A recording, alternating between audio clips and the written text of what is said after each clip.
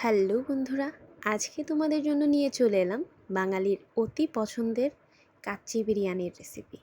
তো আজকে আমি কাচ্চি বিরিয়ানি রান্না করব চিকেন দিয়ে। তো সেই পুরো রেসিপিটা তোমাদের সাথে আজকে আমি শেয়ার করব। তো এর জন্য আমি প্রথমেই নিয়ে নিয়েছি 1 কেজি মতো চিকেন, তারপরে নিয়েছি বেশ কিছু আলু আর অনেকটা পেঁয়াজ কুচি। তো শুরুতেই আমার এগুলো লাগবে, তাই রেডি করে নিয়েছিলাম। এরপরে একটি কড়াই গরম করে তার মধ্যে দিয়ে দেব সাদা তেল। একটু বেশি করেই দিচ্ছি, কারণ এই তেলে প্রথমে পেঁয়াজের বেরেস্তাগুলো ভেজে তুলতে হবে। দেখো, পেঁয়াজটা একেবারে কিন্তু ঝিরিঝিরি করে কাটতে হবে। আমি আগেই কেটে রেখেছি। তো এখন বারবার করে নাড়তে হবে, কারণ পেঁয়াজগুলো তাহলে একেবারে ঝুরঝুরে ভাজা হবে, চানাচুরের মতো কিছুটা। তো দেখো, ভাজা হয়ে গেছে। এখন এই তেলের মধ্যেই আমি কেটে রাখা যে আলুগুলো ছিল, সেই আলুগুলো ভেজে তুলে নেব হালকা একটু নুন দিয়ে। আর তেমন কিছুই দিতে হবে না। তো সুন্দরভাবে হালকা নুন দিয়ে আলুগুলো ভেজে তুলব। একটু বেশি করেই দিয়েছি, বিরিয়ানির আলু কিন্তু আমার কাছে বেশ ভালো লাগে আমার। তো তোমাদের কার কেমন লাগে কমেন্টস করে জানাবে। তো দেখো, লাল করে ভাজা হয়ে গেলে আলুগুলো তুলে রাখতে হবে। তো সব রেডি হয়ে গেলে এখন চলে আসি মাংসগুলোকে কিভাবে মেখে রাখলে সবথেকে ভালো হয়। তো এখানে আমি নিয়েছিলাম কিছু মশলা, টক দই, ভাজা পেঁয়াজ আর দোকানের যে রেডি মশলাগুলো থাকে, ওখান থেকে কাচ্চি বিরিয়ানির মশলা নিয়েছি। তো তারপরেও আমি প্রথমে কিছু গোটা গরম মশলা দিয়েছি।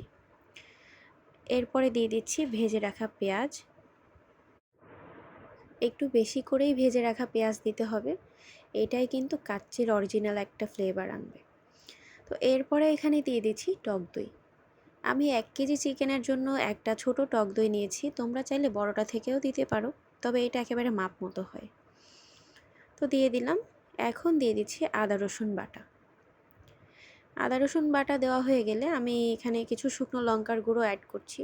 তোমরা যারা ঝাল কম খাও, না দিলেও চলে।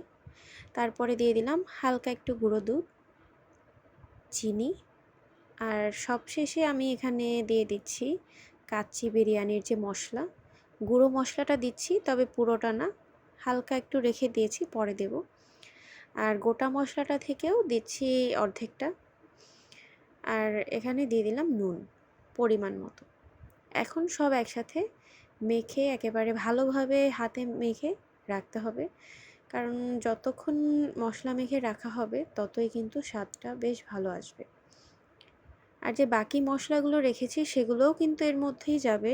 তো কখন দিচ্ছি সেগুলো তোমাদের পুরো ভিডিওটি দেখলেই বুঝতে পারবে। তো মাখানো হয়ে গেছে। এখন একটা ঢাকনা দিয়ে আমি প্রায় 1 থেকে দেড় ঘন্টার মতো রেখে দেব। এখন চলে আসি আলু। তো আলু, কাচ্চি বিরিয়ানির আলু কেন এত স্বাদ হয়, তো সেটাই তোমাদের আজকে দেখাবো। দেখো, এখানেও একটু প্রসেসিং আছে। তো তার জন্য এখানেও নিয়ে নিলাম বেশ কিছুটা বেরেস্তা, আর তার মধ্যে দিয়ে দিলাম 1 চামচ চিনি। এখন সুন্দরভাবে বেরেস্তাগুলো চিনি দিয়ে একেবারে ভেঙে ভেঙে নিতে হবে। তারপরে একেবারে আলুর সাথে ভালোভাবে মেখে এটাও রেখে দিতে হবে। একেবারে মাংসের সাথে যেমন যে সময়টা নিয়ে মাংসগুলো মাখানো থাকবে, এটাও এরকম মাখানো রাখতে হবে। এতে করে আলুর মধ্যে একটা বিরিয়ানির একটা ভাব চলে আসবে। তো এরপরে নিয়ে নিয়েছি 1/2 কেজি চাল। 1 কেজি মাংসের জন্য 1/2 কেজি চাল কিন্তু একেবারে পারফেক্ট। তো এখানে আমি বাসমতি চাল নিয়েছি, তোমরা চাইলে যে চিনি গুঁড়া চাল, পোলাও চাল যেটা থাকে ওটাও দিয়ে রান্নাটা করতে পারো। তো এখন দেখো, আমি এগুলো সুন্দরভাবে চালটা ধুয়ে নিচ্ছি। তো বারবার করে ধোয়া হয়ে গেলে আমি নিয়ে চলে এলাম।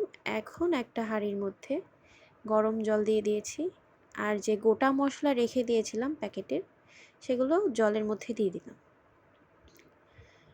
এতে করে চালে একটা সুন্দর ফ্লেভার আসবে।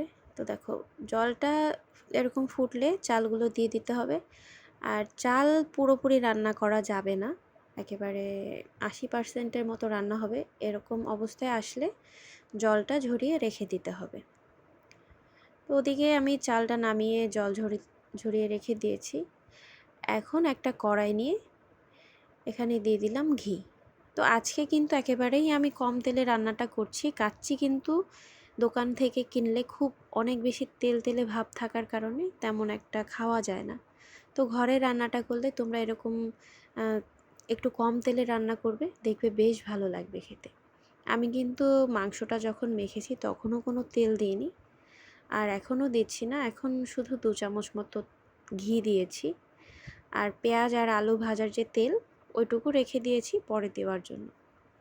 তো দেখো এখানে বলতে বলতে আমি চিকেনগুলোকে দিয়ে হালকা একটু কষিয়ে নিচ্ছি, কারণ যখন পরিমাণে বেশি কাচ্চি রান্না করা হয় তখন কিন্তু কাঁচা মাংসটাও দমিয়ে দিলে রান্না হয়ে যায়।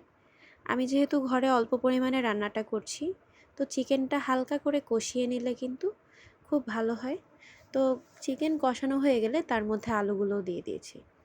এখন যে গুঁড়ো মশলাটা রেখে দিয়েছিলাম হালকা, ওটুকু দিয়ে আমি সুন্দরভাবে কষিয়ে নেব। হালকা একটু নেড়েচেড়ে নিতে হবে, এতে করে কি মশলার ঘ্রাণটা একটু বেশি থাকবে। তো দেখো মশলা সব কিছু দিয়ে চিকেনটা একদম সুন্দরভাবে কষানো হয়ে গেছে। এখন আমি এর উপরে দমে দেওয়ার জন্য যে চালটা আমি 80% মতো রান্না করে রেখেছিলাম সেগুলো উপর থেকে দিয়ে দেব। চুলো কিন্তু একেবারে কমানো আছে। তো ভাতগুলো উপর থেকে দেওয়ার পরে এখানে আমি পেঁয়াজ ভাজাগুলো বাকি যতটুকু রেখেছিলাম দিয়ে দিয়েছি। এখন দেখো পেঁয়াজ ভাজা তেল আর আলু ভাজার যে তেলটা ছিল সেটা উপর থেকে দিয়ে দিচ্ছি। এছাড়া কিন্তু আর কোনো রকম তেল দিইনি এই রান্নায়। তারপরে দিয়ে দিলাম 2 চামচ মতো ঘি।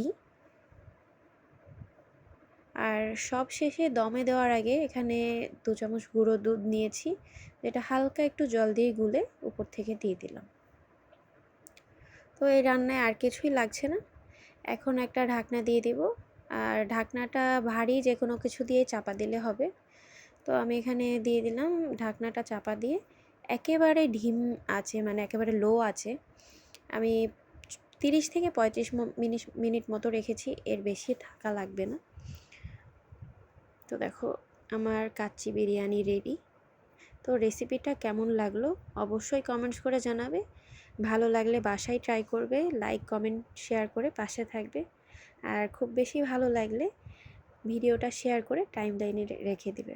ধন্যবাদ সবাইকে এতক্ষণ সঙ্গে থাকার জন্য। আবার চলে আসবো নতুন কোনো রান্নার ভিডিও নিয়ে। ভালো থাকবে সবাই।